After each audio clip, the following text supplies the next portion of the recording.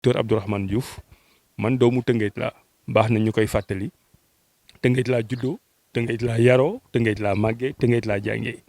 fii nga xam ne moo nekk ci gannaaw fii mooy collège bii man fii laa jàngee 1982 temps yooyu marché bi gënoon na ndaw nii waaye gis naa léegi ne ci la activité économique bi mas a nekk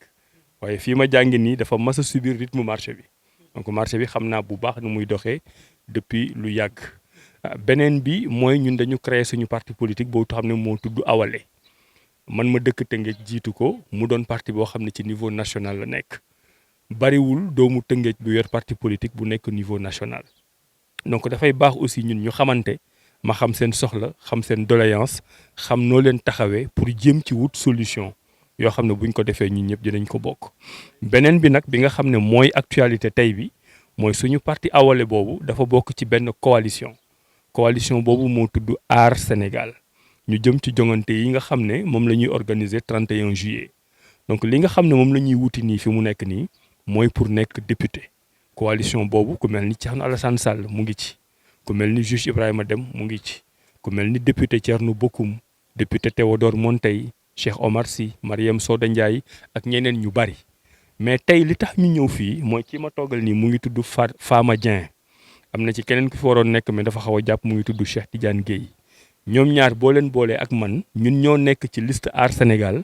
nga xam ne buñ ñu votelee ba ñu gagné ñun bu ñu toogee assemblée nationale dañuy défendre intérêt Tëngéej parce que waa Tëngéej lañ ay doomu Tëngéej lañ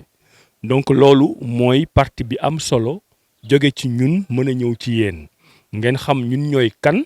ak nan lañ leen mën a taxawoo ëllëg ba seen ay problème ñu réglé ko.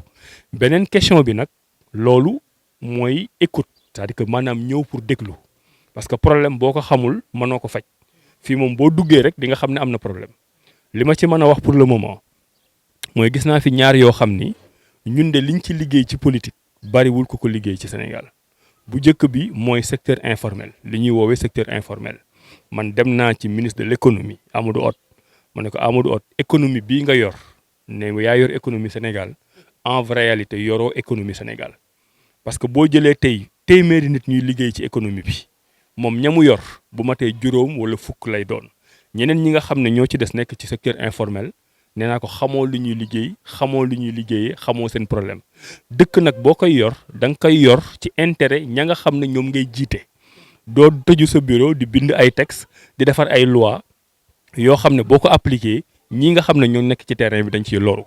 donc ñun dañu xam secteur informel nu muy doxee xam secteur informel nu muy dundee gis ni leen état seetaane ñu ne nag bu ñu demee assemblée nationale ak ëllëg beneen programme présidentiel dinañ xam nan la ñuy taxawoo secteur informel pour que seen liggéey gën a ñoŋ. beneen bi mooy marché bi tam boo fi duggee di ngay gis ne ñu bëri ñu nekk ci secteur informel bi ay doomu daara lañ waaw doomu daara yi dañu leen jël beddi leen ci Sénégal comme ni ñu beddee secteur informel. ñun loolu la ñuy woowee les angles morts de la République suñu programme nag parti Awalé ak coalition Aar Sénégal mooy ñooñu nga xam ne ñooy doxal Sénégal te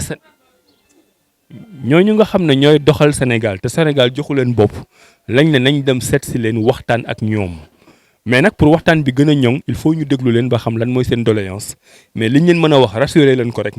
mooy seen problème ci doomu daara xam nañ ko seen problème ci secteur informel xam nañ ko seen problème ci wàllu set hygiène yi nekk ci marché bi xam nañ ko mais daf ñuy neex ñu gën a dégg problème yooyu jóge ci yéen pour ñu xam bu ñu demee assemblée nationale na lañ leen di taxawoo ok jërëjëf. di commencer siyaar bi ci docteur Abdourahmane Diouf ak délégation bi mu àndal yëpp bàyyiwuma kenn macha allah. di leen wax ne rek bismillah fii ci marché Tëngéej di wax ne docteur Abdourahmane moom xëy na xamante woon waaye yàgg nañ ko xam parce que ñu ngi koy suivre yàgg na te it am na yaakaar boo xam ne amoon nañ ko ci moom ci xam-xamam loolu luñ xam la di sant nag bu baax a baax ci ni ngeen ñëwee marché ndax mbir mu nekk da nga koy teg fa nga ko war a teg parce que fii ci marché Tëngéej bii tey muy département Tëngéej boo ñëwee seet si Pape Arona Ba mii daanaka seet si nga marché bépp tey am na fi ay pàcc ci marché bi ay secteur waaye secteur bu fi nekk rek ci Pape Arona Ba la tënku parce que comme tey man mii di wax ak yéen man maa nekk président marché poisson marché jën man maa ko jiite waaye nag Pape Arona Ba mooy sama président kon su ngeen seet see Pape Arona Ba seet si ngeen marché bépp ah comme ni ko docteur waxee nag marché moom ku ne xam na ne li fi nekk ci ay doléance du jeex bëri na macha allah te yàgg nañ ko jooyit nag ci côté bu ne parce que secteur informel bi nga xam ne moo fi nekk maanaam sunu nguur yi fiy jaar yëpp dañ ko xaw a teg ci côté bu xaw a oyof te oyoful nag oyoful de parce que yéen jàngkat yi sax xam ngeen ko yéen ñi nekk di yëngu ci wàllu économique xam ngeen ne secteur informel du lu tuuti li muy dugal Sénégal am na solo trop waaye nag taxut ñu teg ko fan ko war a teg loolu nag ñu ngi ci tàllal loxo bépp leader boo xam ne yaa ngi bàyyee xel secteur informel kon docteur li nga wax ñun day xaw a dalal suñu xel bu baax a baax dinañ ubbi suñuy bët di xool te it ci kaw li nga wax danañ la ci jàppale ba nga am doole yi mën ñoo jooyal fa sunuy doléance nekk loolu moom incha allah ñu ngi ci parce que ñun loolu moo ñu fi bàyyi parce que kenn ku ci nekk ci ñun nekk délégué parce que dañoo wax union de délégué fii Pape Arona Ba mooy président union de délégué mais union boobu nag kenn délégué bu ci nekk da nga boot mbooloo man fee marché jën la boot naa lu mot 400 personnes wala lu ko bu may woni sax 1000 personnes ya nga xam ne ñu ngi boot sama gannaaw ma door a bootu nag ci gannaaw Pape Arona Ba kon tey ñun danoo soxla ku ñu jàppale parce que li tax ñu war ñu jàppale secteur yi ñu nekk nii jigéen ñi ñu néew doole ñoo fi nekk ñoo ci ëpp surtout man fa côté ba ma féete kon ku ne xam na ne foofu laaj na ndimbal waaye nag toujours rek ci politiciens yi nga xam ne ñoo fi jot a jaaragum daanaka toujours déception rek la ñuy am ci ñoom parce que dañ fiy jaar wax ba sa xel dal waaye nag buñ toogee rek mooy loolu kon loolu ñu ngi leen koy dénk di leen gën a ñaaxaat yéen itam ngeen xam ne nit ku nekk sañ ngaa laaj baatu askan wi waaye soo ko laajee ba jot ko nag na nga taxaw ak askan woowu xam ne yéen a ma jàppale ba ma toog kon su may toog su fekkee bu fekkee ñaari tànk laay taxaw bu ma taxawee tànk bi sama tànku càmmoñ bi beneen tànku ndeyjoor bi naa ko taxawal askan wi loolu la ñuy séentu ci yéen di ci am yaakaar nag bu baax a baax ndax docteur Abdourahmane moom man yàgg naa siiwar ay kiyam ci ay waxtaanam ay débat am lépp parce que nit it nag ci kàddoom dina am loo ciy jàpp ba ngay gis nag lu ko weddi te gisagun lu ko weddi kon ñu ngi am yaakaar ci yow bu baax di la ñaanal yàlla lii ngay wut yal na leen ci yàlla yombal yal na leen ko yàlla may te bu leen ko mayee ñu bokk ko ñun ñëpp maanaam jëriñoo ko xam naa nag man dama mënewul wax gars yi ma forcé rek ba wax waaye moom du ma wax kat kon maa ngi jégalu lépp lu ci dëng rek maa ngi leen koy jégalu bu baax a baax di wax ne daal macha allah tàllal na leen loxo jaasino jërë ngeen jëf. jërëjëf mu mel ni kàddu gi ma doon wax sànq kàddu ubbi la woon rek mais tey programme bi nga xam ne docteur Abdourahmane Diouf wax na ko programme la boo xam ne programme bu tegu ci yoon la nun ñi nga xam ne ñoo jël kàddu gi di wax itam nag yàlla dimbali nañu comme ni ko Baye Serigne waxee ñu bokk ci union des délégués marché central yore kàddu gi itam mbooloo mi di porte-parole mbooloo itam nekk ci suñu ginnaaw ñuy dox di wax ci intérêt marché central de Rufisque ndax niñ koy waxee rek secteur informel day nekk secteur boo xam ne dafa compliqué parce que nit ñu bari dañoo jàpp ne secteur informel dañ ko war a ginnaawal te fii koo fi gis tey mu yor bitik lu gàtt jël nañ 4 jeunes wala 5 jeunes yoo xam ne weer bu dee moo leen di fay ñuy dundal seen nday di dundal seen baay kon secteur informel dafa am solo tey maire yi nga gis ñuy jaay jën wala ñuy jaay géej kenn ku ne ci tey am nga maire boo xam ne am nga booy boo xam ne saa soo wàccee yaa koy fay mu dem joxi ndayam mu togg añ wala mu togg reer kon secteur informel dafa am solo ñi nga xam ne ñooy dagg balu fëgg jaay yi ka saalika naka noonu koo ci gis rek am na koo xam ne tey jii ci moom moo yore dundam loolu nag secteur informel yàpp naa ne képp koo xam ne da ngay jàppale dëkk bi la ca war a jiitu mooy jàppale secteur informel te marché bi ñëpp xam nañ ne tey na nga xam ne noonu la ñu leen war a téye ci jàppale leen loola des na bu baax a baax ndax sunu jigéen ñi soxla nañ ay financement pour mën a liggéey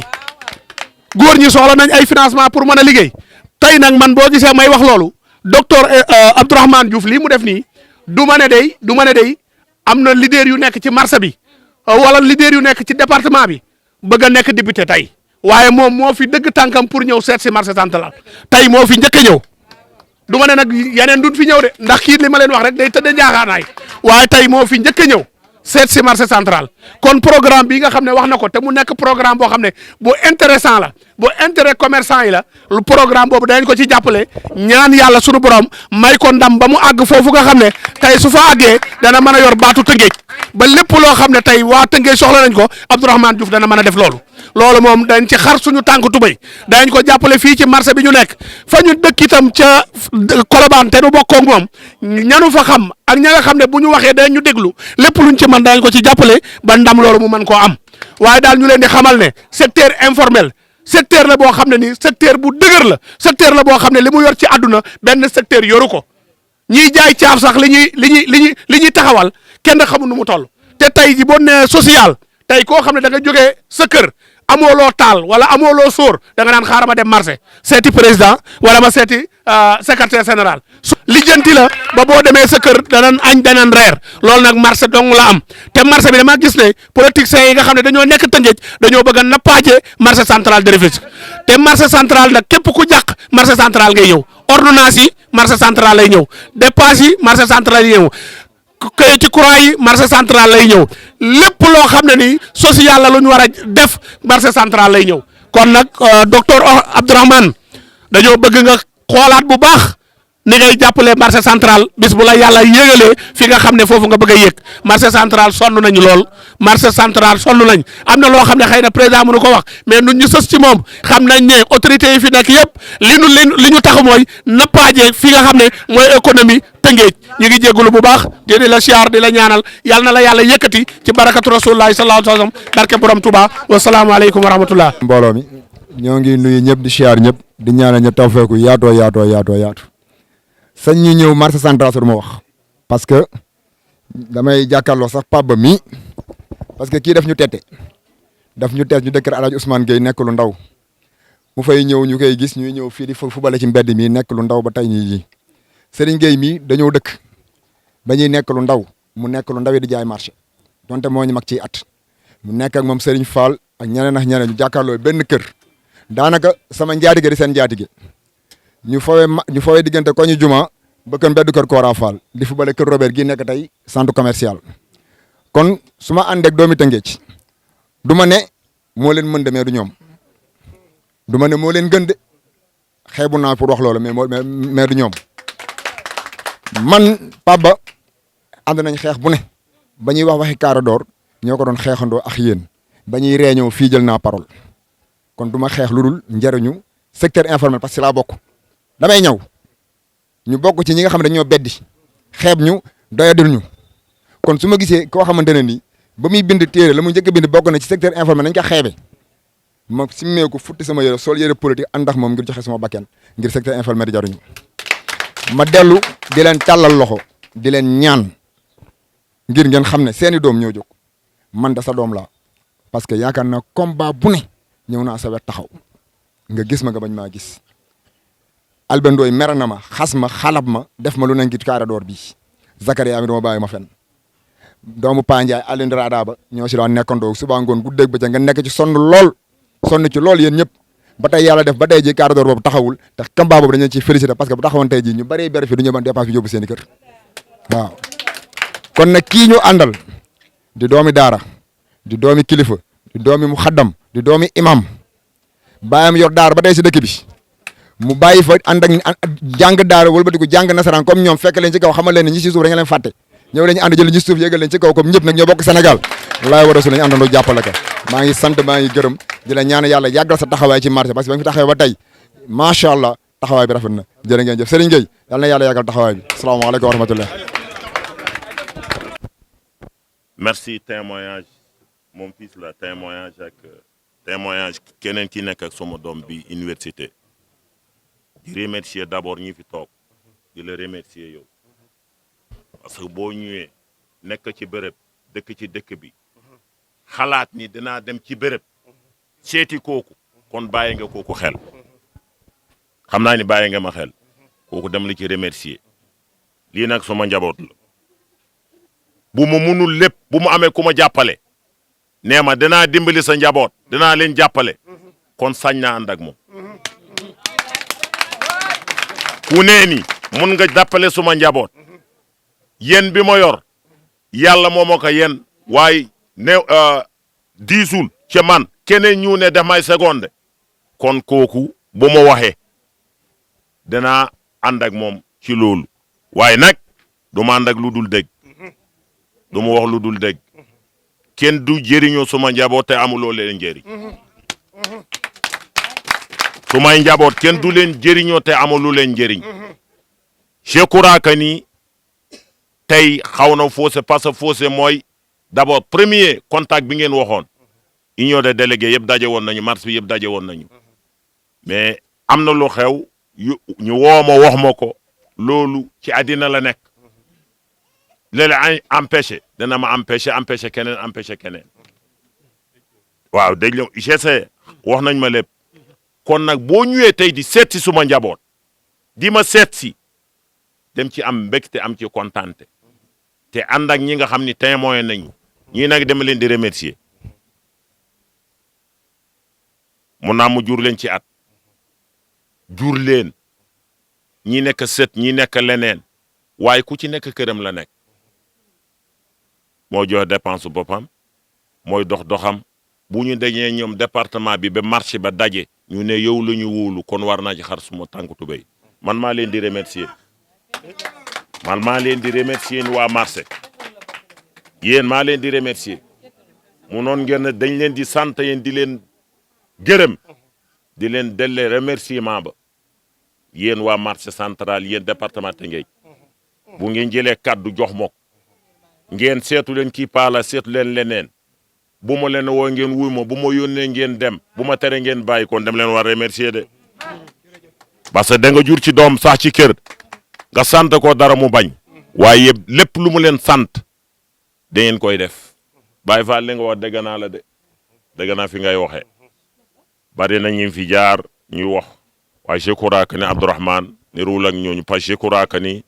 une fois def naa ni sëñ Modou Mamour bu Baara Ndiaye def naa ni mus naa leen gis ñu présentement leen la yoon benn yoon yàgg na ci benn baptême gis naa ni nga ñëwee gis naa ni nga toogee xam naa ne boo nekkee ci bërëb ñi di la fekke si ñi ay mag di la seet si da nga leen amal njëriñ boo leen amul woon njëriñ mag yi duñ jóg di la seeti kenn du la seet li nga àndal nii bu ñu amul ci yow yaakaar kon du ñu ànd ak yow kon nag yaakaar boobu yàlla bu ko yàlla tas loolu ngay séentu yàlla na la ko yàlla may te ñu fekkee ko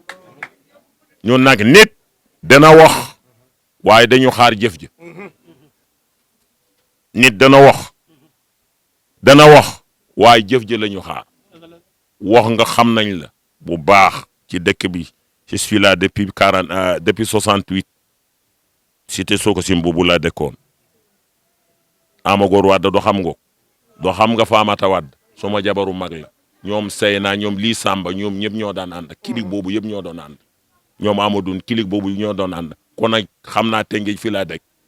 xam naa lépp sañ nañu nag Sénégal rafet dëkk yëpp rafet waaye sañ nañ Tëngéej dàq ci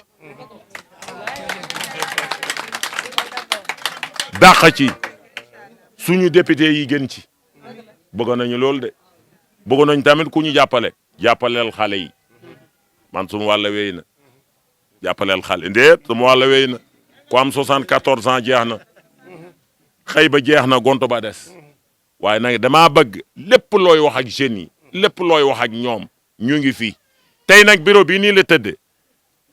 Serigne Gueye mii moo nekk marché jën Cheikh Bamba Ndiaye moo nekk marché yàpp kii mooy porte-parole ba union des délégués marché central bu Tëngéej ma xuja baawoo la Maguette Gueye Mbaye mooy présidente ba ñëwoon na barki demu mais ñëwul tey Demba Ndiaye woo naa ko léegi trésorier dafa nekk fële ci problème mu tuglóor yi seen ziar boobu abu mu nga fa man mi sa waroon naa fa dem mais li nga ma nee ni da nga ñëw fii moo tax ma toog di la xaar parce que cër ak teraanga du tuuti ak cër boobu mu nga ma jox ko waa marché yàlla na la ko yàlla may li ngay ut yàlla na la ko yàlla may je crois que ni wax di jarul bari mooy ñun gis nañu xam nañu fi ñu taxaw gis nañ jëf ji moo des waaye li nga def li nga war a def nga ko waaye boo toogee li ngay jëfe moo des kon nag li ñu ñaan yàlla boo mel ni ñooñu jaaroon fi xale yi wax nañ am na ñu fi jaar ñu bari te bul yor seen jikko bul yor seen doxin dañu bëgg daal li nga xam ni moom moo nekk du ñu tudd turu kenn waaye ñi xam nañ ñi fi jaar xam nañ ko jaruñu leen di tudd ku nekk bu ñu waxee su fekkee laal nañ sogoom da nga xam ne laal nañ sogoom waaye ñu bari jaar nañ fi waaye yàlla boo mel ni ñoom am na ñu def nag am na ñu yàq kon nag yàlla boo def ni noonu loolu daal la amul lu may wax li ci kaddu moom munoo wax lépp nga yaakaar ni baax na waaye mun nga wax nga yaakaar ni lii baax na fekk baaxul waaye loolu ci bon buggeewu ma ko noonu kaddu moo jafe wax moo jafe kon nag wax ñun daal ñu ngi fi xale yaa ngi fi sàmmal ma xale yi dénk naa la xale yi Abdourahmane doom nga sët nga waaye dénk naa leen yéen ñëpp xale yi fu ngeen tase na ngeen demalante na ngeen ñoolante lu xew na ngeen leen ko yëgal lu ñu xew le ñoom nañ la ko yëgal lu xew ci ñoom xew jàmm xew leneen yi yëpp na ngeen la yëgalante na ngeen demante loolu la amoon lu may wax ngeen baal maax merci. def kontaan trop di xaw a sax rëccu li tax yeexuma ko def ma yeex ko def xam nga man doomu Tëngéej laa fi laa juddoo fi laa yaroo fi laa jànge samay waajur fi lañ ne fi laay amee samay teraanga tey bu ñu nekkee ci politique du dugg ci jongante bu mel nii pour dem assemblée nationale nekk député dafa jaadu ma dem ci askanu Tëngéej waxtaan ak ñoom du waa Tëngéej ñoo war a ñëw ci mais man maa war a toog sol sama dal dem seeti waa Tëngéej parce que élection député li mu wuuteeg yeneen yi mooy fa nga nar a taxaw ci biir assemblée di leen défendre seen intérêt boo xamul seen intérêt boo demee da nga fay nekk làkk tubaab ju neex wala wax ju neex mais doo amal nit ñi njariñ donc li tax moo taxoon tey ma ñëw seet si leen am na nag lu ma njort ne mooy seen problème fii ñu dugg ci marché bi wax naa leen ko ku nekk xam nga ne problème mu secteur informel daf fi am gouvernement Sénégal lu nekk ñu ngi ciy jéem a dugal seen loxo mais toppatoo ñu secteur informel jéemuñu xool seen problème réglé wuñu ko moo tax loolu man yàgg naa ko bind naa ko ci téere wax naa ko fii itam ci marché bi ñu bëri ñu fiy nekk secteur informel dañuy doon ay doomu daara en fait doomu daara yi ñoom ñooy jàng ba pare du ñu am ci lu ñu jàpp wala gouvernement du leen toppatoo ñu dugg ci commerce bi donc ñaar yooyu boo ko boolee dafa mel ni yaa ngi ci xolu Sénégal te xolu Sénégal boobu moo nekk ci marché centralu Tëngéej te marché centralu Tëngéej boo ñëwee tey koñ boo jël ci Tëngéej am nañ fi ay représentants waaye dëkk boo jël ci département bi am nañ fi ay représentants donc fii mooy Tëngéej ma am chance nag ñëw tey ay nit ñu baax recevoir ma fi le président Arona Ba ak ñi mu àndal ñëpp du ma mën a citer ñëpp parce que bu ma ko tuddee rek tudd naa ñëpp parce que fii ku nekk dafa am loo yor ñii ñoo yor gerte caaf yi ñii ñoo yor fëgg jaay yi ñii ñoo yor ñi di jaay jën mais ñoom ñëpp moom moo leen nekk boole nekk seen kilifa ñu ñëw nag seet ko mu ànd ak ñi mu àndal ñu waxtaan ñun ñu wax ko li ñu xalaat ci doomu daara ak secteur informel ñoom ñu waxtaan ni ñu xalaatee ne seen liggéey noonu la war a doxee jël nañ nag suñu big ak fooy bind déglu nañ leen li ma leen di wax tey mooy duñ ñu gën a gore bu soobee yàlla bu ñu jàppalee ba ñun doomu Tëngéej ñu dem assemblée nationale dinañ xam ne ñoom am nañ fa ay représentants dinañ xam ne am nañ ay députés parce que nag ñu wax ko quand même te duñu tudd kenn Tëngéej dafa toog lu yàgg amatul ku koy défendre même ñi nga xam ne dañu nekk ci pouvoir bi ànd ak président Macky Sall dëkk Tëngéej doo leen dégg ñu tijji seen gémmiñ défendre Tëngéej jamais te ñëpp xam nañ ne président Macky Sall yàq na Sénégal waaye président Macky Sall ci biir yàq bi mu yàq Sénégal dafa gën a yàq Tëngéej dafa mel ni bi mu toogee ba léegi waa Tëngéej dafa am lu ñu ko def ba muy dem deuxième tour élection présidentielle 2012 fii la taxaw Tëngéej ne yéen xam nañ ne benn problème ngeen am mooy assainissement Tëngéej bu ñu réglé woon tey problème assainissement koñ boo fi dugg day baax marché bii day baax ba léegi toppatoo ko xalaatu ko lijjantiw ko ñun nag dañu doon doomu Tëngéej yoo xam ne dañu bëgg amal njariñ Tëngéej waaye nag yéenay Tëngéej waa marché bi ñooy Tëngéej ñi di jaay caaf ñooy Tëngéej ñi di jaay beñe ñi di jaay mburu yéenay Tëngéej donc dañu ñëwoon déglu leen wax leen na ngeen jox ñu baat pour ñu mën leen taxawal kii nga xam ne moo taxaw dend ak man mu ngi tudd madame Ndiaye Fama Dieng xale bu ndaw la mu ngi dëkk HLM mooy suñu tête de liste départementale pour Tëngéej boo xoolee yeneen liste yi ay mag lañ fa teg mag am na njariñ waaye dafa am fooy toll ci xeexal sa askan da ngay jël ndaw yi nga jiital leen am na ci keneen koo xam ne nekku fi mooy Cheikh Tidiane Guèye xale la ñoom ñaar ñooñu la ñu jiital boo leen boolee ak man Abdourahmane Diouf ma nekk ci liste nationale bi mooy bu ñu votelee votel aar Sénégal dinañ taxaw ci problème mu Tëngéej pour loolu jëm kanam. am na nag leneen lu nekk ci kanam élection législative yi bu jeexee am na élection présidentielle ñun dañu nekk doomu Tëngéej créé parti boo xam ne moo tudd Awalé te xol bi Tëngéej la nekk te loolu tam ci histoire politique bu Sénégal bariwu fi donc message bi ñuy lancé waa Tëngéej mooy seen doom jog na te seen doom bu jógee dina jóg ci cadre yi dina jóg ci ouvrier yi dina jóg ci secteur informel dina jóg ci doomu daara dina jóg ci góor dina jóg ci jigéen donc ma leen di sant encore président Arona Ba ak ñëpp ñu mu àndal jeunes yi jël nañ kàddu jigéen ñi jël nañ kàddu mag ñi jël nañ kàddu ñoom ngeer ñi maa ngi koy sant di ko gërëm jël nañ fi kàddu wax yu rafet léegi nag la balle est dans notre camp nañ ñu jàppale ñun waa coalition Aar Sénégal ndax ñu gën leen mën a jàppale jërëjëf wasalaam.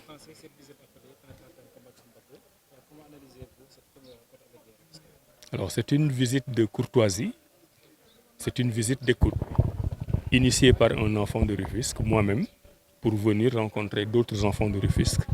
pour pouvoir leur parler et pour pouvoir aussi recueillir leurs défaillances. Nous avons créé un parti politique qui s'appelle Awalé, qui bat au cœur de Rufisque, dirigé par un enfant de Rufisque. Aujourd'hui, nous sommes dans une coalition électorale qui s'appelle Aar Sénégal, dont le cœur aussi bat à Rufisque. Nous avons investi des jeunes. J'ai à ma gauche Madame Ndiaye, Famadien. J'ai aussi Cheikh Tidiane Gueye qui n'est pas présent, qui dirige notre liste départementale au niveau de Rufisque. Moi, Abdourahmane, je suis au niveau de la liste nationale. Si les Rufisquois nous font confiance et votent pour Aar Sénégal, ils auront la certitude d'avoir à l'Assemblée nationale des enfants de Rufisque qui défendront les intérêts de Rufisque. Et c'est pour ça d'ailleurs que nous sommes venus au marché central de Rufisque. Le marché central de Rufisque est un condensé. C'est une synthèse de Rufisque. Tous les quartiers de Rufisque y sont représentés. Toutes les communes du département de Rufisque y sont représentées. Tous les corps de métier y sont représentés. Donc venir ici leur parler, c'est parler à l'ensemble des habitants de Rufisque. Nous avons eu le plaisir d'avoir été reçus par le président Arona Ba. Je me contenterai de le citer parce que c'est le président de tout le marché. Il y a différents corps de métier qui sont organisés en entités, mais à la tête de toutes ces entités, c'est lui le président. Donc, le remercier de l'accueil qu'il nous a fait aujourd'hui, c'est remercier tous les acteurs du marché de Rufisque. Nous leur avons dit deux choses, que nous comprenons les problèmes du secteur informel. C'est le secteur dont l'État du Sénégal ne s'occupe pas, mais vraiment pas du tout. Quand le gouvernement du Sénégal s'occupe de l'économie, il oublie de prendre en charge la majorité des acteurs économiques qui sont dans le cadre du secteur informel. Dans ce secteur informel, les principaux acteurs viennent aussi des Dara. Ce sont les Domou Dara. Et le gouvernement du Sénégal ne s'occupe pas non plus des Domou Dara.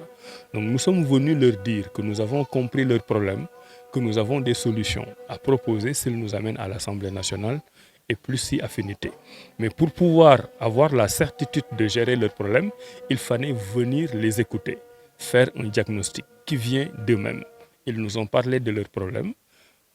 Dieu merci, les problèmes que nous avons entendus correspondent au diagnostic que nous avions fait. Nous leur demandons de nous faire confiance, de nous amener à l'Assemblée nationale. Et une fois à l'Assemblée nationale, nous prendrons en charge leurs difficultés en faisant des propositions de loi. Maintenant, au-delà de l'élection législative, comme je vous l'ai dit, nous sommes un parti politique qui s'appelle Awalé. Et Awalé envisage aussi de présenter une candidature en 2024 pour l'élection présidentielle. Et pour cette élection aussi, nous sommes en train de faire un travail d'écoute pour diagnostiquer les problèmes des Sénégalais et leur proposer des solutions idoines. Je vous remercie.